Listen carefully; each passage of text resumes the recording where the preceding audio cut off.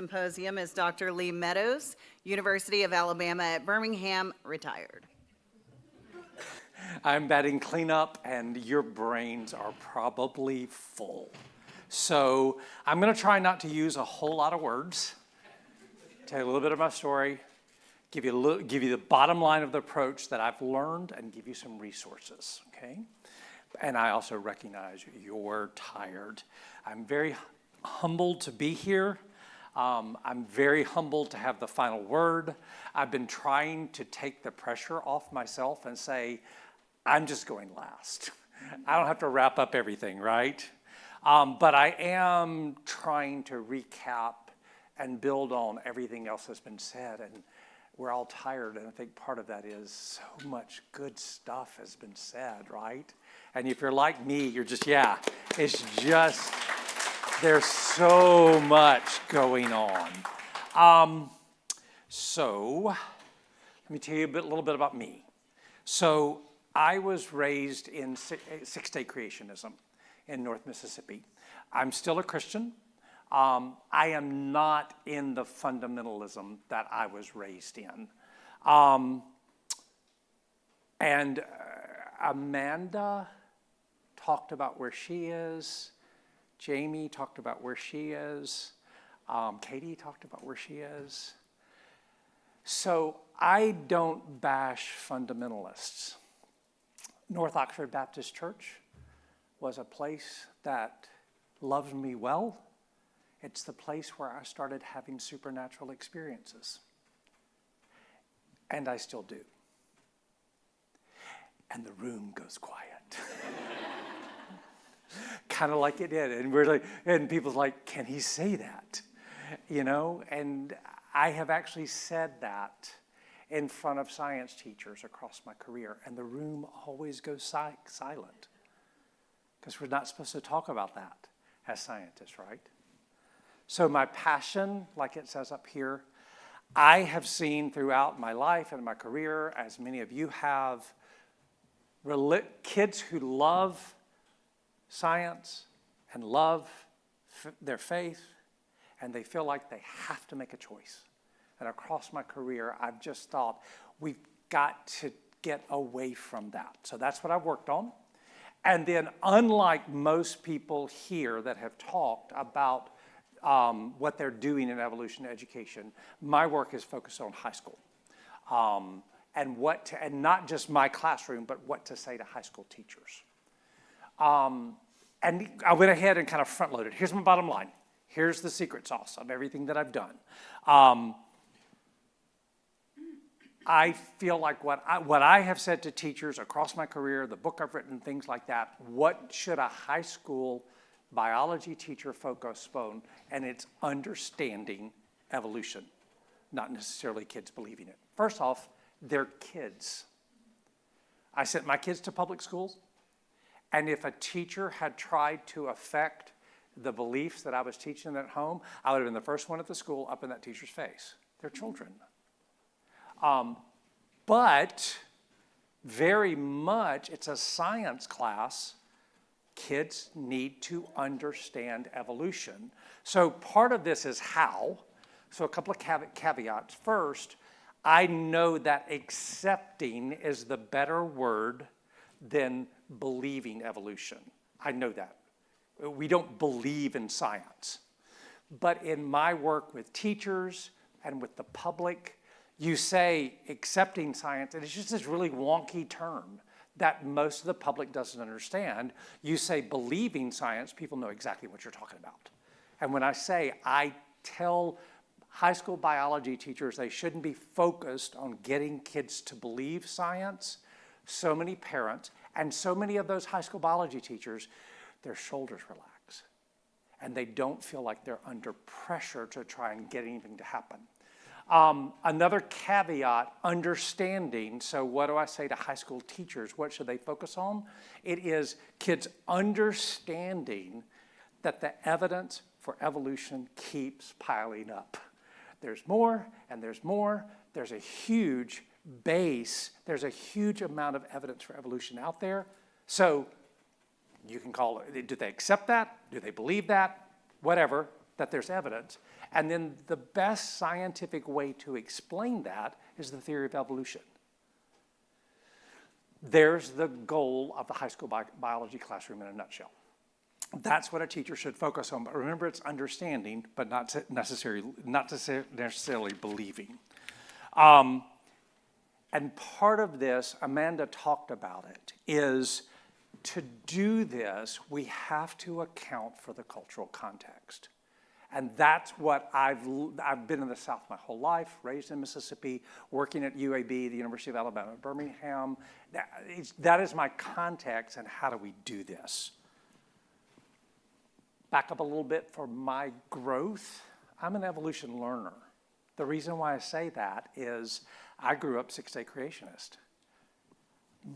Oddly enough, in Oxford, Mississippi, in 1979, when I was taking ninth grade biology, my teacher actually taught evolution. And for a kid like me in the South, that was rare.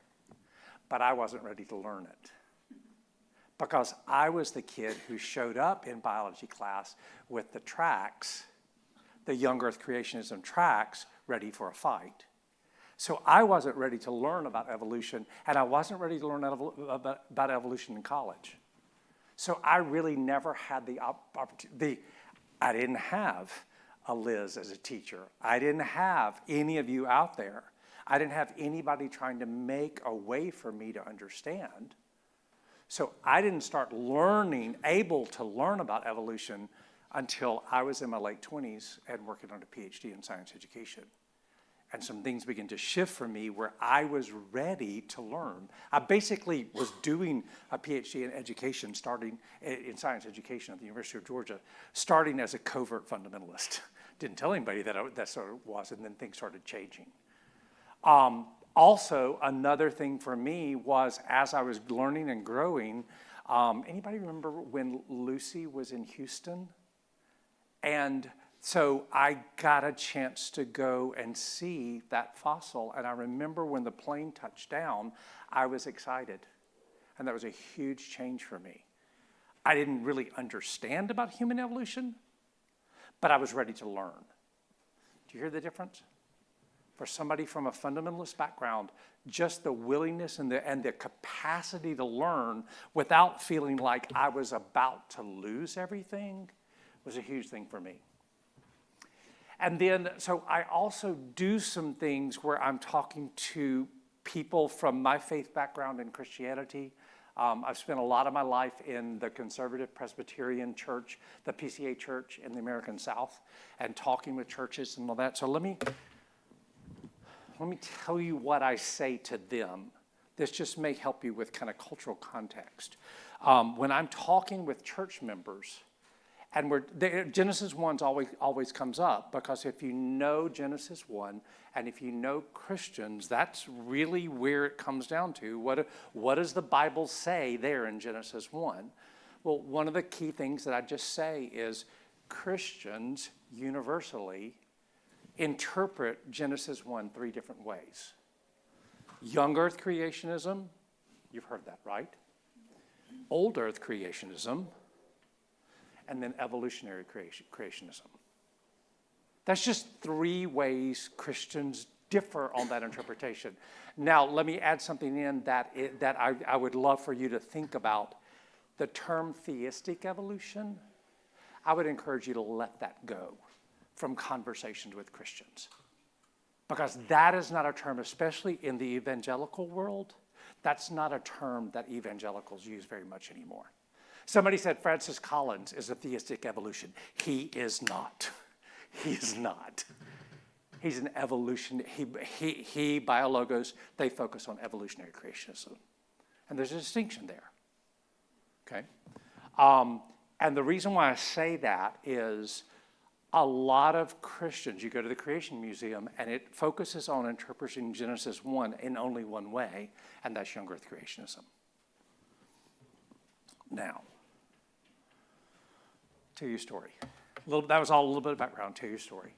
And that is, across my life, going from, remember, young earth creationism, that I was raised in to the Luda Project.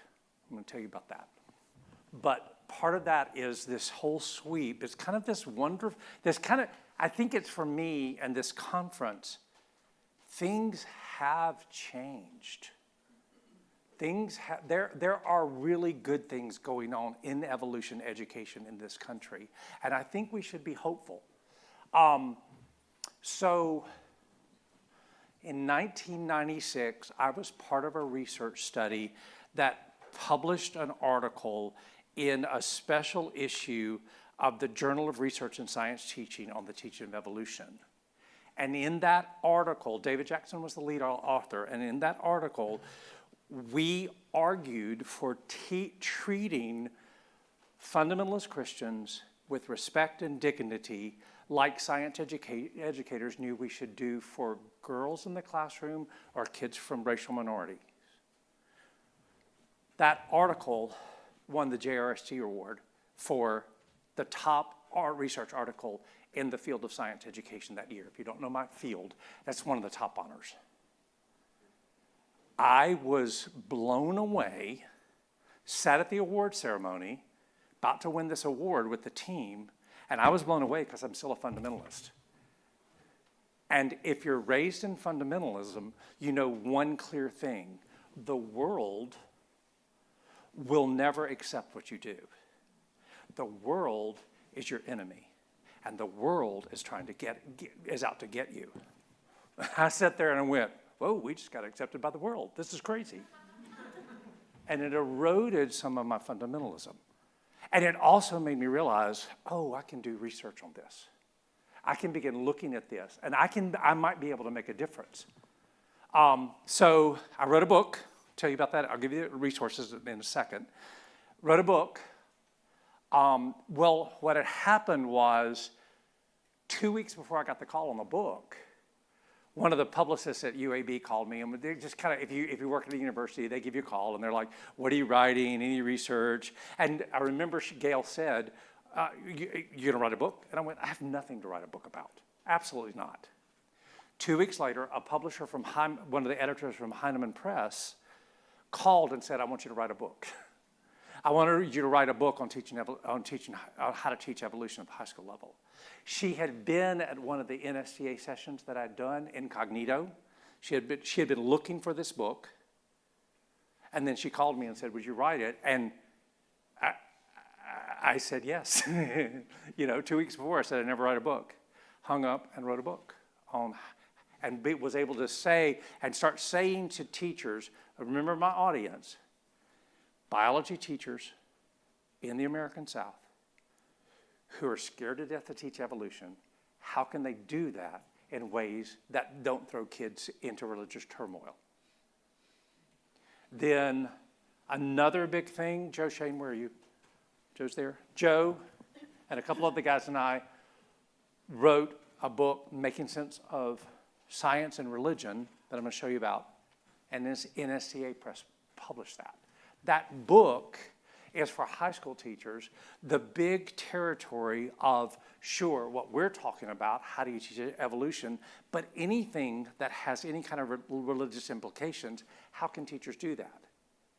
And Joe was the lead on this, and when NSTA picked this up and said they cared about how teachers should make sense of science and religion in the classroom, the book is a big tour of like legal issues, historical issues, things like that.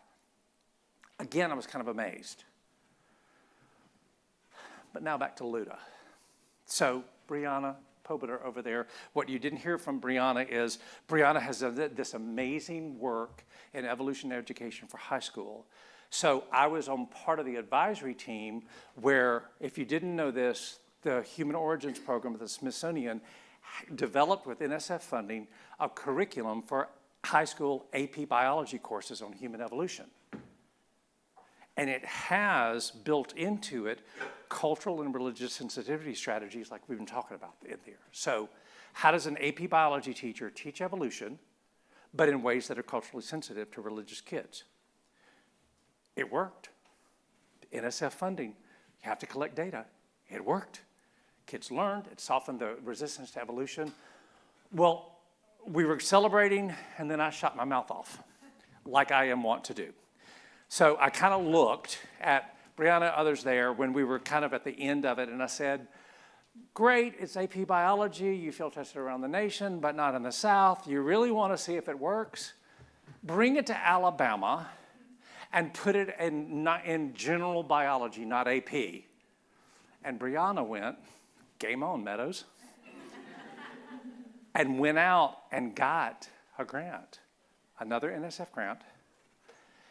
And Luda is learning unity and diversity in Alabama. And they did that. We did that, yes. So it's a high school biology curriculum field tested in Alabama on human evolution. Teaching human evolution to Alabama kids using those cultural and religious strategies, and it worked. And do you see my wonder? Going from I'm a kid growing up in six-day creationism to I'm part of a team field testing a curriculum teaching human evolution in Alabama with cultural and religious sensitivity strategies built in. And I keep on saying to you, it works. Everything that you've heard here when we're talking about how to teach, this works. And we know that because we've done it. So let me give you some resources and then I'm going to be done. Here's my book. Eugenia, I didn't know you were going to be here. I actually just grabbed a cover of the book and then I'm like, that's boring. So I went and found this in the publication stuff and just threw it up there. And I was like, Eugenia endorsed my book. And then you're here. And I'm like, oh, wow, that's amazing. And so this QR code, if you are interested, it takes you to a free sample of chapter 5 from the book. And if you don't want the QR code now, and if you just remember my name and you want to find it later, search Lee Meadows Evolution, and it'll get you to the book. Remember, this is written for high school teachers, so resources. If you know a high school teacher who's reluctant to teach evolution, I wrote the book so they could develop their own evolution unit and how to do that with sensitivity towards religious kids. I wrote it for teachers, really my audience was in the South, but Jamie and I have lots of conversations. I think it would work for LDS teachers. I think it would work for anybody, anywhere who's trying to figure out, I've got kids who are uncomfortable because of their religious background. What do we do? Here's the book that Joe led on, Making Sense of Science and Religion. There's a QR code that'll take you there with some resources and things like that. Remember, that is from NSTA. Remember, and again, you know a science teacher, especially a high school teacher, this would probably also work for Joe, undergrad, early undergrad. You think? Yeah, that's right. We had a chapter for college. This is an edited book. But classroom teachers who are like, how do I do this? Remember, this goes through the big picture stuff, legal issues, historical issues, things like that. It's got a chapter for elementary teachers in there if you know an elementary teacher. Elementary, middle school, high school, college. So you know a teacher who's struggling, here's something you can give them. I mentioned the human evolution for AP biology. So there that is. So do you know high school AP biology teachers who want to teach human evolution? They can go to the Smithsonian site and they can pull down a full curriculum with 4 modules, cool modules like adaptation to high altitudes, malaria, is that right, Brianna? Malaria, skin color.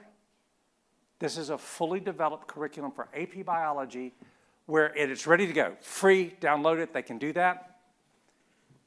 And built into it is the CRS, where they can read, and there's some lessons to kick off, where they can then, if they're teaching in a context where kids might have religious objections, and I hope it's coming across where, if you're like, how do we do this? And I probably should have said this at the beginning. where are we going to get the next generation of scientists? How do we begin communicating to teenagers and young adults and keep them in the pipeline? We've got some good resources for that. Part of this, and I wanted to bring this out, and people have said this is the ways of knowing piece that we all know, that science is a way of knowing. We've heard a lot of people talk about this, but there are other ways of knowing, including religion. And how does a science teacher present evolution, present science as this is a way of understanding the world, but it's not the way of understanding the world. And like I felt when I was a kid, check your religion at the door, because we don't talk about that in here, which was one of my biggest things. Religion was a way I made sense of the world. This is that approach of understanding, but it's only one way of understanding the world. And it doesn't have to be conflict. And then here's Luda. Here's Luda. So same like with the AP biology curriculum, the QR code takes you to the Smithsonian website. Again, do you know a high school biology teacher who would like to teach, concerned about religious issues? This is a complete curriculum, free and downloadable. It has the CRS in it, the cultural and religious sensitive strategies. And can you feel my wonder? This is not just evolution in Alabama. This is human evolution for high school kids. Actually, there are two different versions of the curriculum.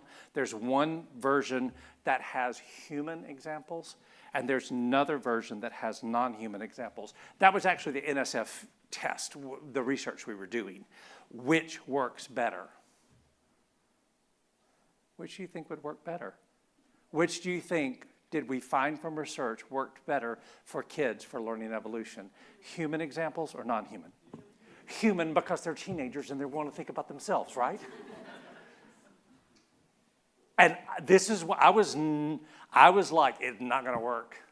Because in my career of working with teachers, with teaching evolution, and they said, should we teach evolution? I would say, absolutely not. You already got enough controversy in the classroom. Don't bring in human evolution. I was wrong. Kids want to know about themselves. And there's this beautiful description from some of our pilot teachers of a diverse classroom with kids from different racial backgrounds in Birmingham, Alabama. Birmingham, some of you know the history. And they're teaching about skin color. And the teacher said kids are comparing their skin color. And they're talking, and they're having these wonderful conversations. And they're beginning to get the sense that there's no such thing as race scientifically. Just some beautiful things in there. And, you know, I told you I'm a religious person. I have a question for God about this Luda project. Because we had 40 teachers trained. They were loading up all the curriculum in their car. 40 teachers in Alabama in February of 2020. Cue the ominous theme music, right? And then, so that's my question from God, for God, is all of this, and 40 teachers. And so then we had to stop. They could not teach the curriculum because of the way it's designed, kids talking, small groups, things like that. They couldn't teach for 2 years. So we ended up, Brianna, with 13 teachers that did the field test. And that's where we got the data from, that it worked. Man, we needed those 40 teachers. But we feel good about the data. We've got enough data to know that it works. And in 2 weeks, one of those teachers and I do the first professional learning for Alabama teachers, where we're circling back, getting the curriculum out there, and starting to get teachers to use it in Alabama. So it's continuing. The pandemic slowed us down, but it's continuing.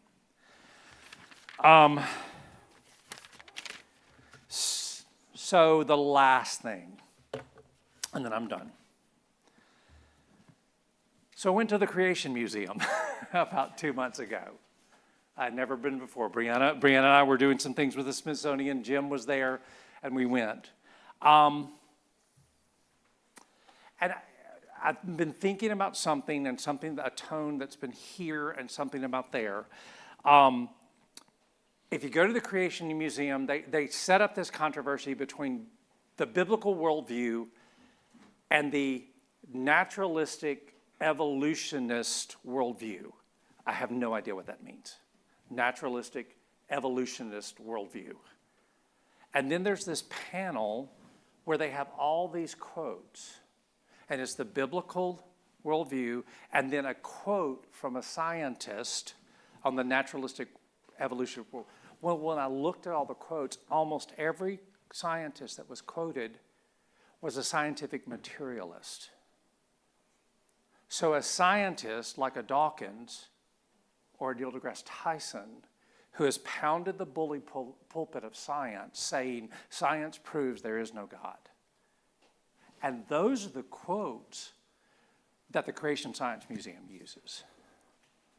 And so one of, I think, the challenges that I've thought about here is, do we as a community need to begin calling out those scientists who are using the bully pulpit of science to preach a gospel of scientific materialism and saying, kind of like what Liz was talking about, saying that's not science?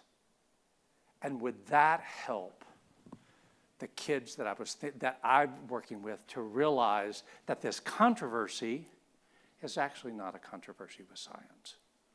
I'll stop there, see if you have any questions. Thank you for your time.